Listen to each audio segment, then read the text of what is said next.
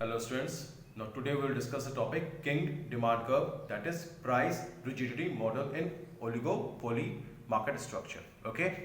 So your King demand curve is a model for oligopoly, that is price rigidity model. Okay. The model was developed by Paul M. Sweezy and by Hall and Hitch. They both have developed the models, but Sweezy model was more superior than Hall and Hitch model. That's why it is popularly known as Sweezy's model, right? तो model स्वीजी ने बनाया था, hall and hitch ने बनाया था same year में, लेकिन स्वीजी का मॉडल ज्यादा सुपीरियर था, इसलिए किंग डिमांड कर्व को हम लोग स्वीजीज मॉडल भी बोलते हैं. ओके, नाउ यहां पे हम बात करते हैं सिर्फ प्राइस आउटपुट डिटर्मिनेशन की बात नहीं करते, बल्कि हम बात ये करते हैं कि जिस समय प्राइस आउटपुट डिटर्मिनेशन करेंगे उस समय जो भी ओलिगोपोली फर्म होगी उसको अपने प्रॉफिट के लिए प्राइस में चेंज करने की जरूरत नहीं होगी. So we does not deal only with the price output determination, rather we seek to establish that once we have price quantity combination, right, is determined, does not require for profitability to change our price. यानी जो भी oligopoly firm है, मान लीजिए ए नाम दिया हमने firm का, तो अगर ये ओलिगोपोली फर्म है तो अपने प्राइस आउटपुट डिटर्मिनेशन के लिए प्राइस में चेंज करने की जरूरत नहीं होगी.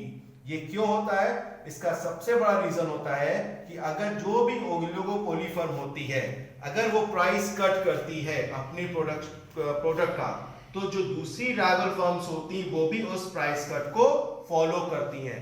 फॉर एग्जांपल, अगर हमने कहा ए बी सी डी ई, ये 5 फर्म्स हैं, इसमें ए फर्म जो हमने कहा कि एक ऐसी फर्म है जो अपने प्राइस के प्रोडक्ट को कट करेगी.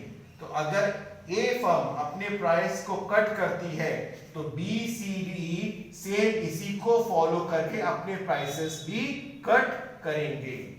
लेकिन यहां पे ध्यान देने वाला है कि जिस समय अगर प्राइस ए कंपनी जो ओलिगोपोली फर्म है अगर प्राइस बढ़ाएगी तो बी सी डी ये चारों फर्म प्राइस राइज को फॉलो नहीं करेंगे. प्राइस कट फॉलो होगा पर प्राइस राइज फॉलो नहीं होगा. That's why we say in oligopoly firm, once price output combination is determined, so for attaining profitability, there's no need to change its price, because if the firm changes its price, rather we say if the firm reduces its price, other firms will follow the same and there will be no gain. क्योंकि A ने price cut करेगी तो B, C, D, E भी अपने prices cut कर देंगे, तो A को या B किसी भी फर्म को प्रॉफिट नहीं होगा. ओके, लेकिन अगर A फर्म अपने प्राइस को राइज करती है तो जो राइवल फर्म्स है, यानी अगर A ने अपने दाम बढ़ाए हैं, सपोज हमने कहा A, B, C, D, E, अगर A ने अपने प्रोडक्ट के प्राइस बढ़ा दिए हैं तो जो राइवल फर्म्स है that is B, C, D, E, ये दो ऑप्शन कर सकती हैं, या तो अपने प्राइसेस को कट करेंगे या अपने प्राइस को मेंटेन करेंगे, लेकिन प्राइस राइज नहीं करेंगे. जो मूव है ए स्ट्रेटजी का, प्राइस राइज करने का मूव, वो राइवल फर्म्स फॉलो नहीं करेंगी. तो रिजल्ट क्या होगा? प्राइस रेजिंग फर्म में lose a part of market share. अब अगर ए ने अपने दाम बढ़ा दिए, बी सी डी ने या तो सेम दाम रखे या अपने दाम और घटा दिए, तो इनका प्रोडक्ट महंगा हो गया ना. अब जब आप जानते हैं कि प्राइस राइज होगा तो क्या हो, डिमांड कम हो जाएगी. तो जब ए बी सी डी ये 5 फर्म्स हैं जो सेम तरह के प्रोडक्ट्स को बना रहे होंगे, क्लोज सब्स्टिट्यूट्स होंगे ये सब, तो अगर दाम बी का बढ़ा देगा तो लोग ए को नहीं खरीदेंगे, लोग क्या करेंगे, किसी भी B C D E firm पे वो स्विच ओवर कर जाएंगे. इससे क्या होगा, एक फर्म का जो मार्केट शेयर है वो कम हो जाएगा, राइट. और क्या होगा, फिर ए को लॉस सफर करना पड़ सकता है. इसलिए it is desirable for oligopoly firm to maintain price and output at existing level, यानी जो प्राइस आउटपुट है वो उसको मेंटेन करें. तो हमें क्या यार स्टडी करना है कि ओलिगोपोली फर्म में हमें प्राइस आउटपुट क्या है ये नहीं डिटरमिन करना है, रादर हमें डिटरमिन करना है कि हम इसमें स्टेबिलिटी लेके आए, जो भी प्राइसेस हैं उसमें हम जल्दी चेंजेस ना करें, क्योंकि प्राइस कट तो फॉलो होगा, इस बात को ध्यान रखिएगा। प्राइस कट तो फॉलो होगा लेकिन प्राइस राइज फॉलो नहीं होगा। जो राइवल फर्म्स है वो प्राइस राइज फॉलो नहीं करेंगे। Is clear?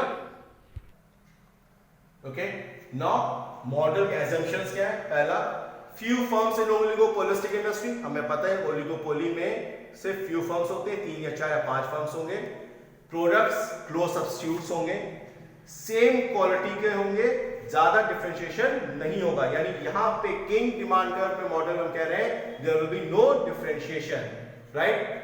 Then there is no advertising expenses, क्योंकि डिफरेंशिएशन नहीं है, क्लोज सब्स्टिट्यूट्स है, इसका मतलब उनका जो सारा खर्चा कॉस्टिंग पूरी सेम आ रही थी बनाने की, इसलिए हमने एडवर्टाइजिंग एक्सपेंस को इग्नोर कर दिया। दूसरी चीज, नेक्स्ट, एस्टैब्लिश्ड और prevailing market price, all sellers are satisfied. इसका मतलब यह है कि जो दाम पे भी गुड्स के इनके मार्केट में प्राइसेस हैं, मैन्युफैक्चरर्स को उस प्राइसेस में चेंज करने की जरूरत नहीं है।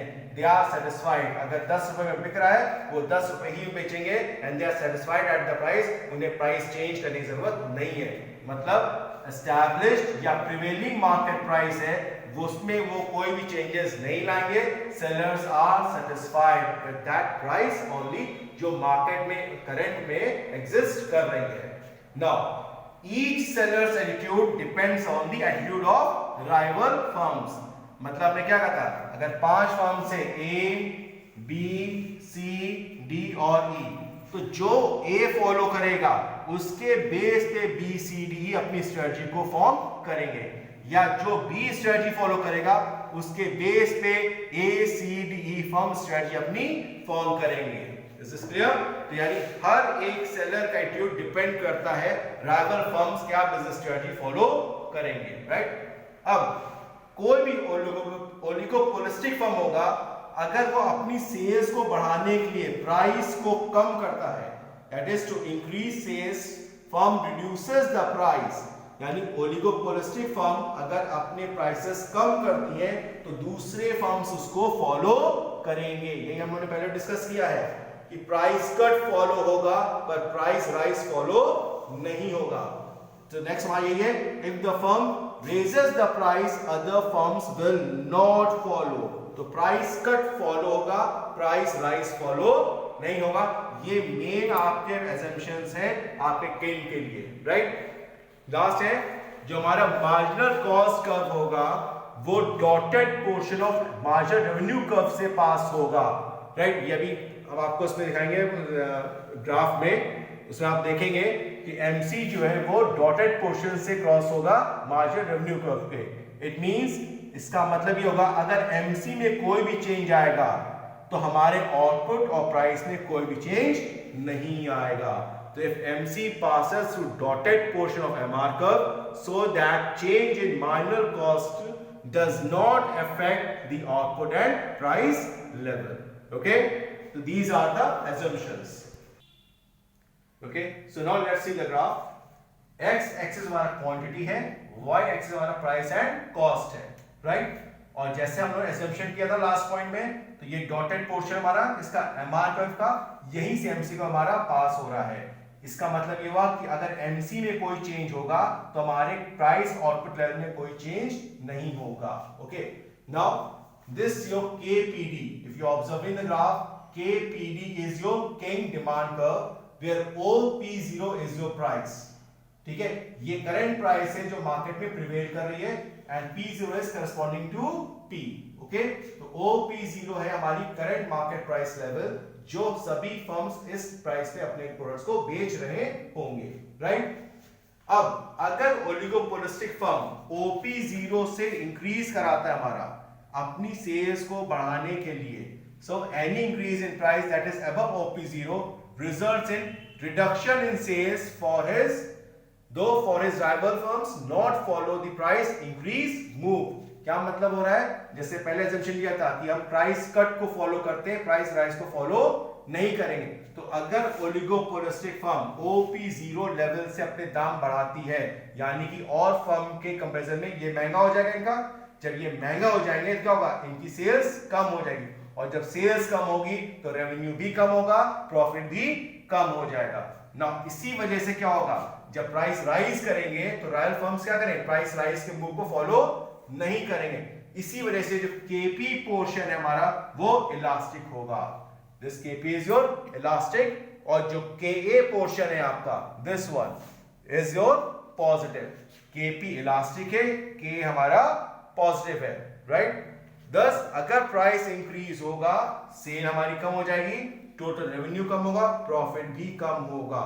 या एक चीज ध्यान रखिएगा, kink always at ruling price, जो किंग क्या आपका हमेशा रूलिंग प्राइस पे ही रहेगा, as rival firms do not follow price raise move, right. इसीलिए जो अपर पार्ट है जो केपी है वो हमारा इलास्टिक होता है, इट इज मोर इलास्टिक। ये ध्यान रखिएगा, जो केपी पे हमारा किंग आ रहा है पी पॉइंट पे, तो जो किंग आ रहा है वो हमेशा किस पे आएगा, करंट मार्केट या रूलिंग प्राइस पे, दैट इज योर OP0, या हम इसको बोलते हैं पी पॉइंट पे, ओके। तो ये हमारा क्या है, रूलिंग प्राइस है, यहीं पे हमारा किंग का आएगा, क्योंकि अगर ओलिगोपोलिस्टिक फर्म अपने प्राइसेस बढ़ाएंगी तो और राइवल फर्म्स अपने प्राइसेस को बढ़ाएंगे नहीं, या तो कम करेंगे या अपने उसी दाम पे मेंटेन रखें, लेकिन प्राइस राइज मूव जो है वो फॉलो नहीं करेंगे। इसीलिए केपी हमारा जो वो इलास्टिक है, राइट।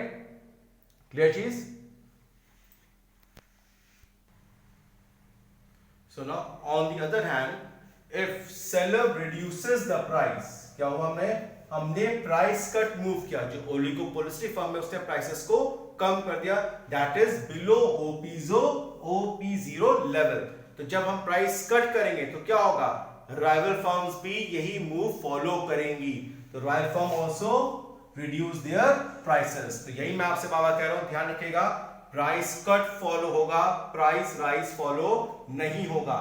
यहां पे अभी तक हमने बात की थी प्राइस राइज की, जिसको रॉयल फर्म से फॉलो नहीं किया था। अभी हम बात कर रहे हैं कि सेलर ने अपने प्राइसेस को रिड्यूस कर लिया है, यानी OP0 लेवल से कम अगर आते हैं तो राइवल फर्म्स ही अपने प्राइसेस को डाउन कर लेंगी, जिसकी वजह से रिजल्ट क्या होगा, हमें पता है कि प्राइस कम होंगे, डिमांड बढ़ेगी, सेल तो बढ़ जाएगी, सेल विल इंक्रीज, क्योंकि प्राइसेस कम हो गए तो सेल इंक्रीज हो जाएगी, लेकिन जो प्रॉफिट पोर्शन है वो क्या होगा, वो आपका कम हो जाएगा। और ये अगर आप ग्राफ में देखेंगे तो क्या हो रहा है, पीडी हमारा क्या है, ये लेस इलास्टिक है। अब आप देखिए, जब प्राइस राइज किया था हमने तो केपी हमारा इलास्टिक था, लेकिन प्राइस राइज का मूव को फॉलो अदर फर्म्स ने नहीं किया था, लेकिन प्राइस कट को क्या हुआ, सभी फर्म्स ने फॉलो किया है। तो क्या हो गया, पीडी हमारा लेस इलास्टिक हो गया इन कंपैरिजन टू केपी। तो केपी में इलास्टिसिटी ज्यादा थी, लेकिन पीडी में इलास्टिसिटी हमारी कम है, क्योंकि जब आपने प्राइस कट किया तो सभी फर्म ने भी अपने प्राइसेस को कट कर लिया, और नतीजा क्या निकला, हमारा एमआर जो वो निगेटिव हो गया, बिलो आर, राइट। दस चाहे प्राइस रेज हो चाहे प्राइस कट हो, दोनों ही सूरतों में क्या हो रहा है, सेलर को लॉस हो रहा है। इसलिए बेटर क्या है कि जो मार्केट प्राइस प्रिवेल कर रहा है हम उसी पे स्टिक रहें। तो seller will stick on OP0 price, that is the current existing market price. वो अगर बढ़ाएगा तो भी नुकसान में आएगा, कम करेगा तो भी नुकसान फेस करेगा। इसलिए बेटर क्या है कि जो ओलिगोपोलिस्टिक फॉर्म है वो OP0 प्राइस पे मेंटेन रहे। ओके, सो यहां आपका फिनिश होता है king demand curve model. Okay, second class.